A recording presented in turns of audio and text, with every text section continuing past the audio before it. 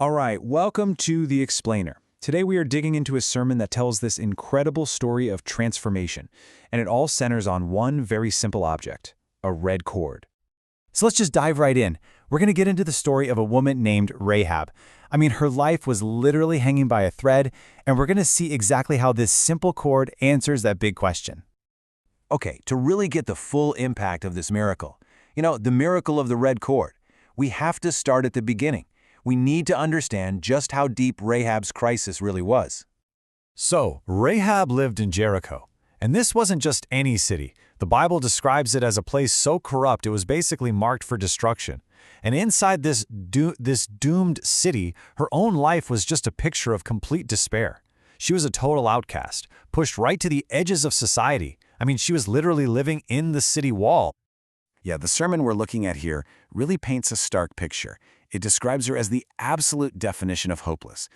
Someone with zero future and what looked like absolutely no way out. But then, right in the middle of all that darkness, a moment comes along that just changes, everything. So what happens? 2 spies from this invading army sneak into Jericho, and wouldn't you know it, they end up at her home. Now, Rahab has to make a choice, a huge one. She could have turned them in. That would have been the easy, safe move. But instead, she does the unthinkable. She risks everything to hide them. And in return for her help, they make a deal. Here's the crucial part. They tell her that her safety and her whole family's safety will be guaranteed by one simple thing, hanging a red cord from her window. But, as we're about to see, this cord is so much more than just a piece of rope. Right, so the sermon points out something really important here. This wasn't just some random cord. Nope, its color, its purpose, it all carry this incredibly deep historical meaning, especially for the Israelites. For the Israelites, seeing a red sign like this, it would have been an instant reminder of their own history. It would have immediately taken them back to the Passover in Egypt, right?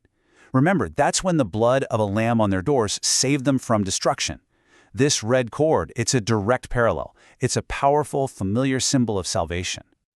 And this just perfectly illustrates a core theme that runs all the way through the Bible. You see, just like the Passover blood and Rahab's red cord were about physical salvation from destruction, the sermon connects that idea directly to the central Christian belief in spiritual salvation through Jesus Christ.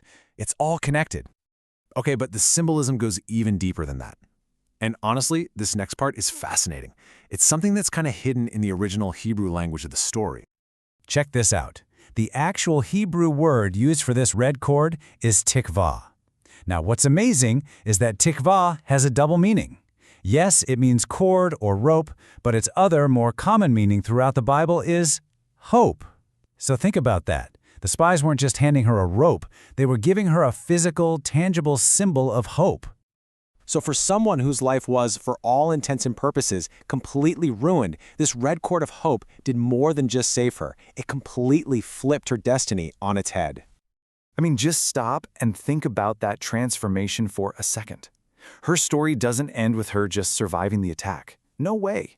This outcast, this woman from a city that was about to be wiped off the map, she becomes a celebrated ancestor of King David, and ultimately part of the genealogy of Jesus Christ himself. That is an absolutely unbelievable turnaround. So, the big question is, how did she tap into this incredible salvation and hope? Well, the sermon is super clear on this point. It was no accident. It all came down to her active, living faith. You see, her faith wasn't just some passive feeling. The sermon breaks it down into 3 really clear steps, 3 actions. First, she heard the stories about God's power. Second, she didn't just keep that to herself. She actually confessed her belief out loud. And third, and this is the big one, she acted on it, risking her own life to do so. And get this, she didn't wait until the last minute, when the walls started to crumble. She hung that cord immediately. It was a public declaration of her choice for everyone in Jericho to see. That red cord, her symbol of faith, was hanging there for weeks before the rescue was even a sure thing. Okay, and all of this leads to a really beautiful, kind of profound idea that the sermon proposes. The sermon asks this really sharp question. Look, we all know how Jericho falls, right? It's not a military victory, it's a miracle. God has the Israelites just march around the city. So if that was the plan all along, Why on earth did they need to send spies in the first place? And here is the powerful suggestion. What if the spy mission was never about strategy? What if the whole thing, the entire operation, was actually God's personal rescue mission? An answer orchestrated from the very beginning just to save this one woman who had reached out to him in faith from the depths of her despair. So, as you can see, this ancient story isn't just presented as some piece of history. It's framed as a direct challenge, something that's meant to resonate with us, right here, today. And that's where the focus shifts squarely back to us. The question becomes, is this red cord hanging in your life?